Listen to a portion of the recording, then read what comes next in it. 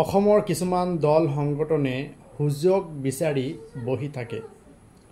কিবা এটা ঘটনা সংঘটিত হ'লে অসমত কেনেকৈ সাম্প্ৰদায়িক সংঘৰ্ষ লগোৱা যায় তাৰ চিন্তা চৰ্চা কৰি থাকে। আৰু সাম্প্ৰদায়িক সংঘৰ্ষ হ'লে সেই দল সংগঠনৰ নেতাসকলৰ লাভৱান হয়। আৰু বিশেষকৈ লাভৱান হয় সেই দল সংগঠন নেতাসকলক পৰিচালনা কৰা কিছুমান ৰাজনৈতিক দল। আমেৰিকাৰ ইয়েল ইউনিভাৰ্চিটিৰ এটা গৱেষণাত প্ৰকাশ পাইছে যে ভাৰতবৰ্ষত যিমান সাম্প্ৰদায়িক সংঘৰ্ষ সংঘটিত হৈছে, এই সাম্প্ৰদায়িক সংঘৰ্ষ সংঘটিত হোৱাৰ পিছত যেতিয়া নিৰ্বাচন অনুষ্ঠিত হয় তেতিয়াহ'লে বিজেপি চৰকাৰ লাভৱান হয় আৰু বিজেপি চৰকাৰে ক্ষমতাত আহে। গতিকে অসমত দেখা গৈছে যে ধিঙত যিটো ধৰ্ষণৰ কাণ্ড সংঘটিত হৈ গ'ল, সেই কাণ্ডটোক লৈ বৰ্তমান অসমত এটা অৰাজকতাৰ পৰিৱেশৰ সৃষ্টি হৈছে। উজনি অসমৰ পৰা খিলঞ্জীয়াসকলে মিয়াসকলক খেদি পঠিওৱাৰ কাৰণে এটা চক্ৰান্ত চলাইছে।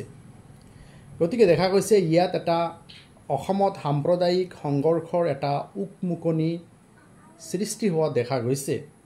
এই ক্ষেত্ৰত কিছুমান ৰাজনৈতিক দলে জ্বলা জুইত ঘিউ ঢালি দিছে আৰু এনেকৈ হোৱাৰ ফলত অসমত যদি সাম্প্ৰদায়িক সংঘৰ্ষৰ সৃষ্টি হয় তেতিয়াহ'লে 2026 চনত অসমত নিৰ্বাচন আছে, তেতিয়াহ'লে শাসকীয় দল অথবা বিজেপিৰ লাভৱান হ'ব। সেইকাৰণে অসমত সাম্প্ৰদায়িক সংঘৰ্ষৰ লগোৱাৰ কাৰণে ৰাজনৈতিক দলে আপ্ৰাণ চেষ্টা কৰিছে। মনত ৰাখিব, অসমত বা ভাৰতবৰ্ষত যিমান সাম্প্ৰদায়িক সংঘৰ্ষ সংঘটিত হৈছে তাত বিজেপিৰ লাভ হৈছে আৰু কংগ্ৰেছৰ ক্ষতি হৈছে। গতিকে যিহেতু অসমত 2026 চনত নিৰ্বাচন আছে, এই সময়ত যদি উজনি অসম, নামনি অসম, অসমীয়া আৰু বঙালী, মিয়া আৰু খিলঞ্জীয়াসকলৰ মাজত যদি সাম্প্ৰদায়িক সংঘৰ্ষৰ সৃষ্টি হয় তেতিয়াহ'লে অসম ৰক্তাক্ত হ'ব। অসম ৰক্তাক্ত হ'লে শাসকীয় দলৰ লাভ হ'ব, লগতে কিছুমান নেতা, পালি নেতা, অৰাজনৈতিক দল সংগঠনৰ লাভৱান হ'ব আৰু অসমৰ বিস্তৰ ক্ষতিসাধন হ'ব। ইয়াত কোনেও কাকো খেদাব নোৱাৰে, মাথোন অকল কাৰোবাৰ পৰিকল্পিত বিষয় বাস্তৱায়ন কৰিবৰ কাৰণে এনেকুৱা সাম্প্ৰদায়িক সংঘৰ্ষ লগোৱাৰ কাৰণে চেষ্টা চলাই আছে।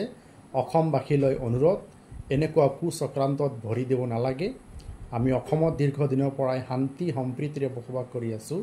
অনাগত দিনত আমি থাকিব লাগিব। গতিকে কোনেও কাকো কোনো ঠাইৰ পৰা খেদিব নোৱাৰে। এয়া অকল সাম্প্ৰদায়িক সংঘৰ্ষৰ কাৰণে চেষ্টা চলাই আছে। গতিকে শাসকীয় দল, কিছুমান নেতা, পালি নেতা, কিছুমান ৰাজনৈতিক দলৰ পকেটত থকা দল সংগঠনৰ ষড়যন্ত্ৰ আমি বন্ধ কৰিব লাগে। গতিকে সমগ্ৰ অসমৰ সচেতন ৰাইজসকল জাগ্ৰত হ'ব লাগে আৰু অসমত অনাকাংক্ষিত পৰিৱেশৰ যাতে সৃষ্টি নহয়, আমি সদায় সজাগ সচেতন আৰু সাধাৰণ ৰাইজক আমি বুজনি দিয়াৰ প্ৰয়োজন সময় সমাগত। সেয়া আপোনালোকক জনাবৰ কাৰণে ভিডিঅ'টো বনাইছোঁ।